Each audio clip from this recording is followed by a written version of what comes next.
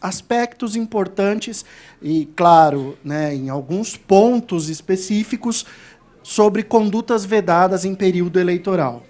Tá? Então, são alguns comportamentos que não são tidos como passíveis de legitimidade durante todo o período eleitoral. Então, é importante que a gente verifique todo esse questionamento. Como o próprio palestrante anterior disse, nós esperamos as últimas modificações. Né?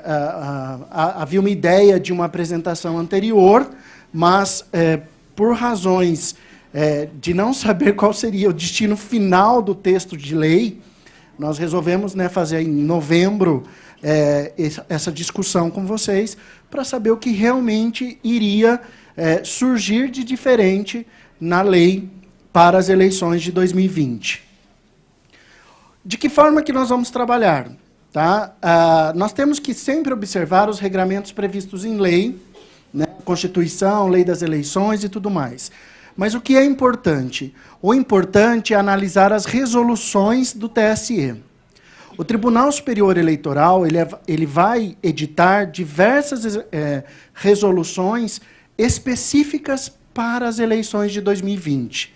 Essas resoluções estão praticamente prontas, né, estão realizando algumas audiências para discussão das resoluções, mas muito provavelmente as resoluções devem ser editadas até o final do ano, com toda certeza, se eles cumprirem os calendários previstos para elaboração. Então, nós vamos observar os regramentos gerais. Não pode uma resolução disciplinar questão diferente da lei. Né? Entre não poder e acontecer, há uma grande distância. Né? Então, por isso que é importante a gente, primeiramente, observar os requisitos básicos das condutas que não podem ser atendidas, né, durante o período eleitoral e, evidentemente, mais adiante, nós temos os cadastros de vocês, encaminharemos aí um resumo, caso tenha alguma alteração significativa com relação às resoluções especificamente. Tá? Então, nós temos aqui, a princípio, como uma ideia de condutas vedadas, vamos trabalhar um pouquinho na parte inicial daquele que é agente público.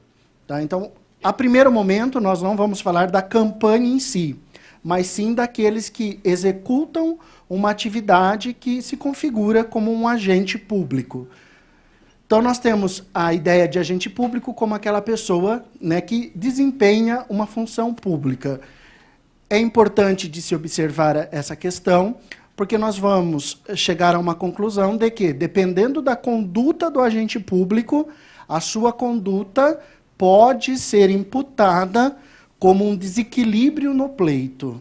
Tá? E toda vez que a conduta deste agente for tida como uma conduta que desequilibrou o pleito, poderá existir uma certa problemática que vai de uma simples representação, uma multa pecuniária, até mesmo uma ação mais drástica, que é uma eventual ação de investigação eleitoral, ou até mesmo uma ação de impugnação de mandato eletivo, dependendo do estágio em que se deu essa conduta e que foi notificada ao Poder Judiciário. Tá? Então, o que é proibido? De forma geral, a Lei das Eleições dizem que qualquer conduta que determinar uma certa tendência a afetar o equilíbrio do pleito está proibida. Né? Então, aquela ideia de que eu criar programas novos, eu disponibilizar situações que até então não existiam no município, e eu sou, por exemplo, o prefeito, vou apoiar uma outra pessoa, acabo criando situações nas quais eu determine uma ideia de que a continuidade do meu governo se dará através de fulano, que é quem eu represento. Então, essas condutas que são as condutas gerais proibidas. Né? Eu não posso fazer nada que vá desequilibrar esta conduta. Tá?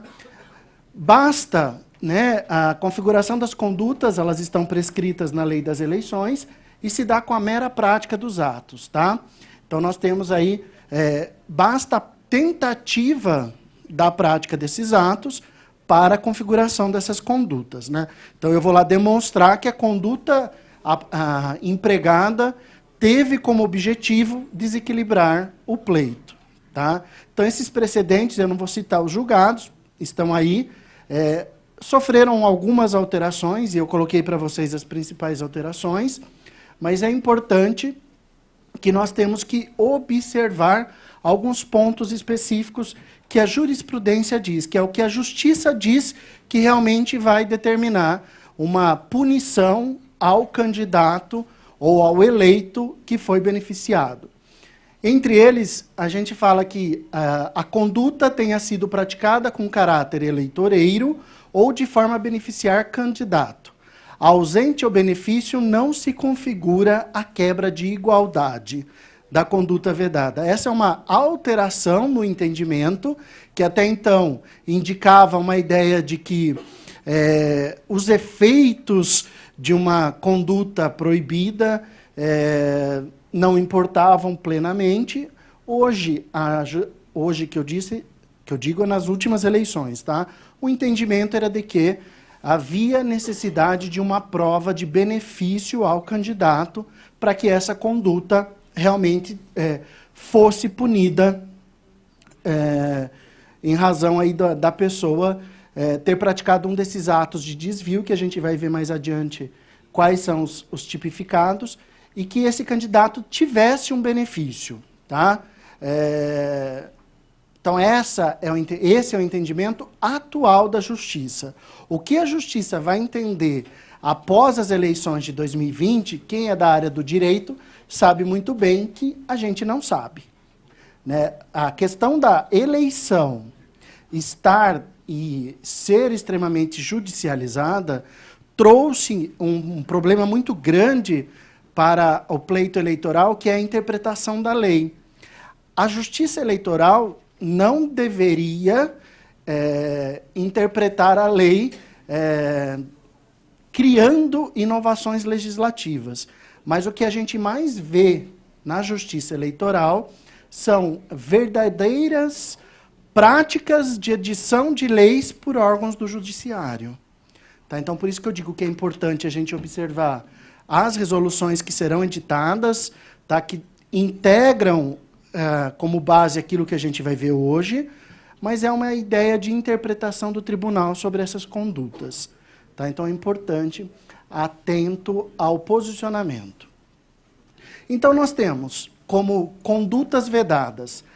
As condutas vedadas são aquelas que determinam um abuso do poder econômico, um abuso do poder de autoridade, uma utilização indevida dos veículos e meio de comunicação.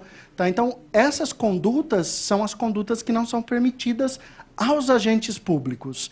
Né? A princípio, nós estamos falando dos agentes públicos. Então, os agentes públicos eles não podem agir com a ideia ou com a intenção de beneficiar um candidato ou a si mesmo, utilizando-se a máquina. Tá? Qualquer conduta vedada e tipificada como ato de improbidade, também que venha beneficiar uma determinada pessoa, é consignada como uma conduta proibida. Tá? Vamos lá, o que foi perguntado, foi até comentado na primeira parte da campanha. O que eu não posso fazer? Propaganda antecipada. Tá? Propaganda antecipada, ela é proibida, ela é punida e tem os seus tendências a serem observadas. Né? Então, nós temos lá, aquele que leva ao conhecimento geral, ainda que de forma dissimulada, mesmo que apenas postulada, a ação política que se pretende desenvolver ou razões que induzam a concluir que o beneficiário é mais apto que o outro. Tá? Então, a ideia de que você fazer uma propaganda de valorização de uma outra pessoa pode ser interpretada como propaganda antecipada eleitoral. É muito subjetivo? Sim. Como disse o palestrante anterior, Mihana explicou para vocês, a questão da justiça eleitoral, e para não ser técnico, é um pouco diferente no Brasil. Ou seja, o juiz eleitoral de primeiro grau, ele não é necessariamente um juiz especializado. Ele é um juiz que exerce o trabalho na justiça comum e é convocado a prestar um trabalho na justiça eleitoral. Então, a princípio, ele não é, tá, uma pessoa especializada na área. Tá? Então, por isso que a gente acaba observando que, em primeira instância, na parte eleitoral, às vezes existe muita aberração na aplicação da sanção. Tá? Então, existem multas elevadas, aplicações desproporcionais, que depois, evidentemente, há meios de serem revistos no âmbito do Tribunal Regional Eleitoral, que aí sim são juízes especializados que vão aplicar em tese o que diz a lei. Mas, antes de chegar ao tribunal especializado, o grande problema que interessa aos candidatos é a sua reputação durante o pleito. Então, quer seja antes da eleição, através de uma condenação por uma propaganda antecipada, ou durante o pleito, uma condenação por representação de publicidade indevida, às vezes a repercussão desse ato ele é muito maior do que na prática aconteceu. Então, eu preciso estar atento a esses comportamentos. E com relação às condutas vedadas, que é o que eu disse para vocês de forma anterior, o pagamento de uma multa no pleito eleitoral, claro que é pesado, mas é de menos. Né? Por que é de menos? Porque uma multa dá-se um jeito de fazer o pagamento. O grande problema é quando configura-se uma conduta capaz a desequilibrar o pleito, que aí nós estaríamos diante de uma situação na qual talvez determinaria uma ação de investigação judicial eleitoral, cujo objetivo principal é a cassação do registro. Tá? Então, aí é muito mais grave. Então, uma conduta vedada que desequilibrou o pleito, por qualquer uma dessas razões que eu apontei para vocês, ou por abuso de poder econômico, porque está comprando votos, ou porque a autoridade cometeu algum abuso para privilegiar um determinado candidato, ou até mesmo, né, a utilização dos meios de publicidade em favor de um determinado candidato, a aplicação da pena pecuniária, volto a dizer, é considerável, mas dá-se um jeito.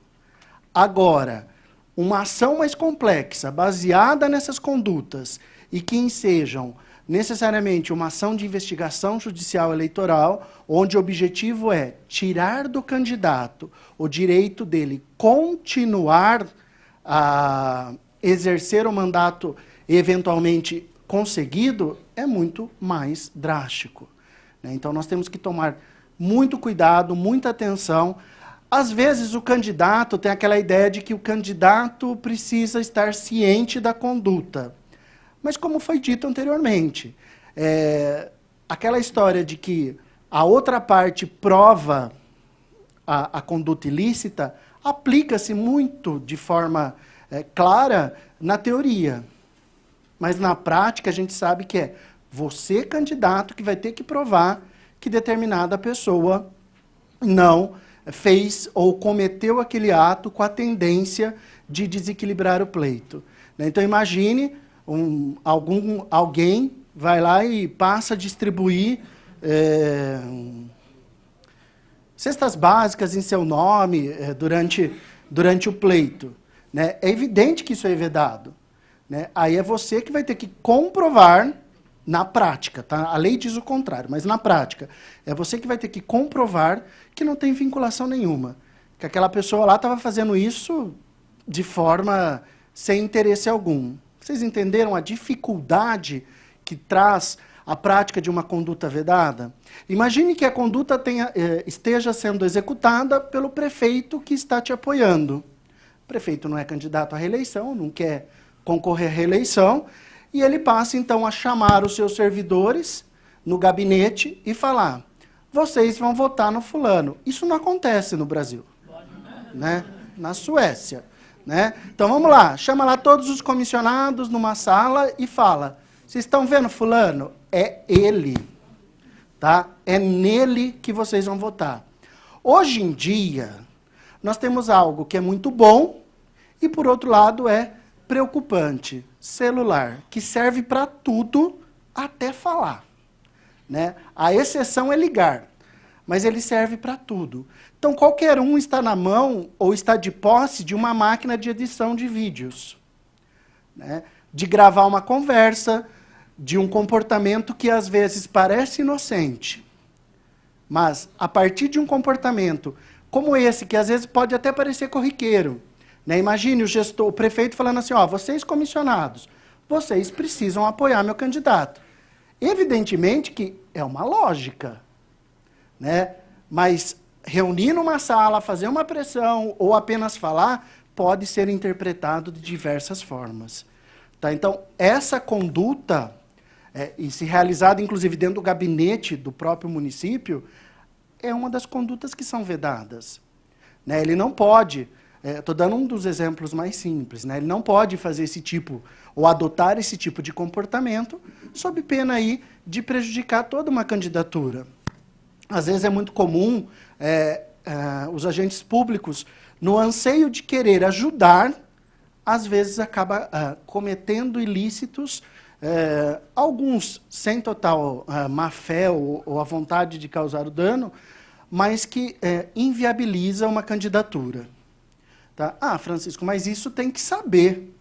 Né? Primeiro, o Ministério Público ele age de ofício. Então, se o Ministério Público tiver ciência dos atos, ele vai entrar com a ação. Eu dou aula com alguns promotores e eu sempre falo, eles primeiro processam e depois perguntam. E não é assim. Né? A lei de abuso de autoridade que, nossa, né, eu discuti com um juiz há pouco tempo, e eu falei, não, tem que valer, é só cumprir a lei. Né? Mas a gente sabe que não é assim. Né? Primeiro vai lá, destrói a vida do candidato, destrói a vida do prefeito, e é improcedente. Né? Mas, às vezes, o peso de uma ação durante o processo eleitoral é fundamental para desequilibrar o pleito. Né? Não precisa nem ser tão especializado em marketing para saber disso. Né? Fulano de tal, está com registro suspenso.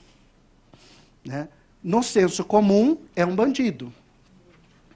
Hoje, infelizmente, nós temos essa noção da população, esse preconceito de que as pessoas que estão envolvidas com política têm tendências a não respeitarem os princípios legais. Então, assim, primeiro são culpados, depois são culpados, e depois, talvez, eram pouco culpados. Né? A população, em geral, infelizmente, está com essa ideia. É evidente que é uma ideia distorcida, mas é uma ideia que é vigente. Então, o peso da representação, o peso de um processo respondido durante o trâmite processual, durante o trâmite da campanha eleitoral, pode determinar um grande desequilíbrio com relação a esse comportamento. Tá? Então, ainda com relação a propagandas eleitorais. Não se configura propaganda eleitoral, desde que não envolva um pedido explícito de voto, menção à pretensa candidatura, exaltação das qualidades dos pré-candidatos e tudo mais. O que significa isso? Né? Tem gente que fala assim, Francisco, eu posso falar que eu sou pré-candidato? Pode. Né? Eu serei um pré-candidato a tal coisa. Tá? Então vai lá, bonito, fala, dá entrevista, faz os encontros, né, participa. Só que você vai todo dia no rádio falar que é pré-candidato. Né? Olha, meu nome é Marieta. Eu sou a Marieta da não sei onde. Tá? E eu faço isso. Eu sou bom demais. Né? Claro, está dando as suas próprias qualidades. Mas a frequência determina um abuso. Então, não é que você não pode se aparecer. Tem que se aparecer, porque quem não se aparece não vai ganhar. Mas